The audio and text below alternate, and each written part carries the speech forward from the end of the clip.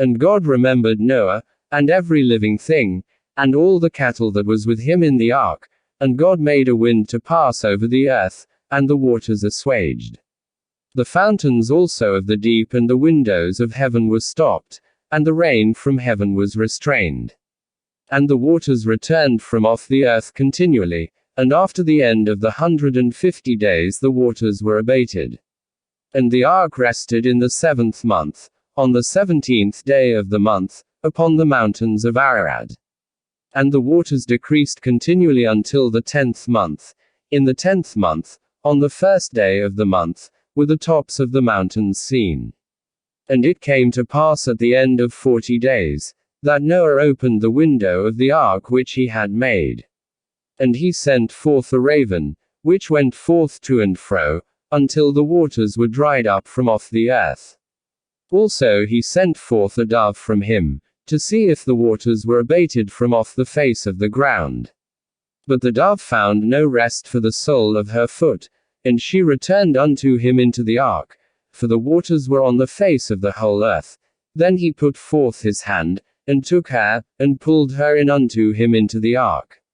And he stayed yet other 7 days, and again he sent forth the dove out of the ark. And the dove came into him in the evening, and, lo, in her mouth was an olive leaf plucked off. So Noah knew that the waters were abated from off the earth. And he stayed yet other 7 days, and sent forth the dove, which returned not again unto him any more. And it came to pass in the 601st year, in the 1st month, the 1st day of the month, the waters were dried up from off the earth. And Noah removed the covering of the ark, and looked, and, behold, the face of the ground was dry.